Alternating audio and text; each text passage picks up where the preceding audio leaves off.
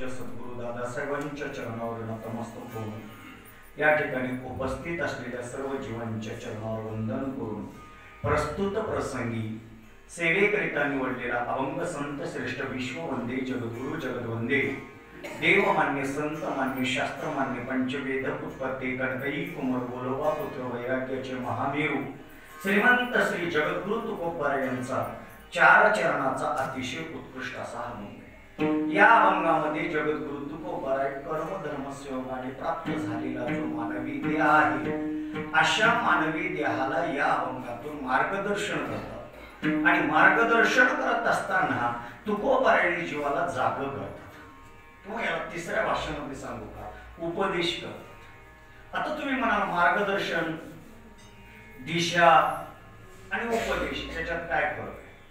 ज्या गोष्टीकडे आपण दुर्लक्ष करतो त्या गोष्टीची जाणीव करून देणं त्याला मार्गदर्शन म्हणतात। ज्या गोष्टीला आपण परत परत विषयाला मानतो आणि त्या विषयामध्ये अडकतो पण तिथून बाजूला निघत नाही त्याला बाजूला काढणं त्याला सायास म्हणतात आणि ज्याला बाजूला काढून त्याला मोक्ष गाठून देणं त्याचं नाव आहे उपदेश।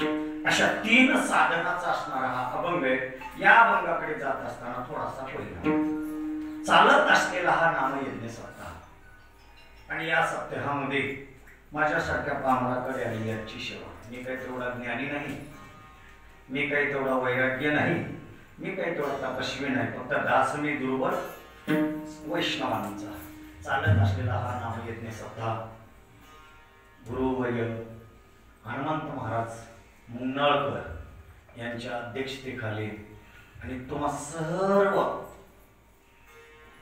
जीवांच्या सहकार्याला चालत असलेला आणि त्याच्यामध्ये अवधूत महाराजांनी फोन केलं। माझं नाव बी अवधूत, फोन केलेली बी अवधूत, फक्त फरक एवढंच आहे की गिरी मी भारतीय पण दोघं अवधूत। महाराजांनी फोन केला पहिली बरेच दिवसाखाली म्हणे महाराज तारीख देता का? मी म्हणलो मला एवढी एकच रिकामी, जर एवढी असेल ऍडजस्ट होत असेल तर करतो, तसं काहीच नाही म्हणे या। आणि एवढं त्या दिवशी घेतली तारीख आणि त्यांच्यामुळे खरं सांगतो मला तुमच्या दर्शनापेक्षा त्याच्या दर्शनात भाग्य, त्याच्या दर्शनात, कारण त्याच्याकडे बघितलो ना सगळा थकवा निघून गेला माझा। तर एवढं सुंदर आहे पंढरपुरात एवढं सुंदर दिसत नाही त्याच्यापेक्षा एवढं गोड दिसणार, पंढरपुरात एवढं गोड दिसणार। कारण तुम्ही बघा पंढरपूरला गेल्यावर आपण जागेपणा त्याला निराश होऊन थांबते, ठकून थांबते, भागून थांबलेलं दिसते आपल्याला, पण त्याच्याकडे बघा ना किती गोड दिसलं ते केवढं तर सजीव असतील। त्या महाराजांना काही काम नसतं का? किती सुंदर आता सरत असतं त्याची पूजा झाल्यासारखी, आता सरत असते या घटी केला म्हणजे आता म्हणजे सकाळपासून त्याने किती तेज येत असेल विचार करा।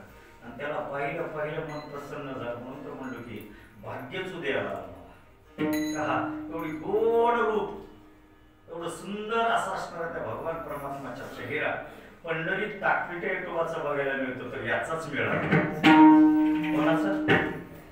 ताकपिटे विठोबाचा। आता ताकपिटे विठोबामध्ये काय विशेष आहे?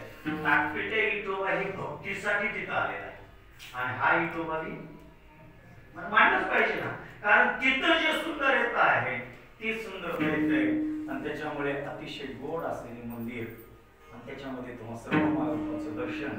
आता पुढे बोलू का?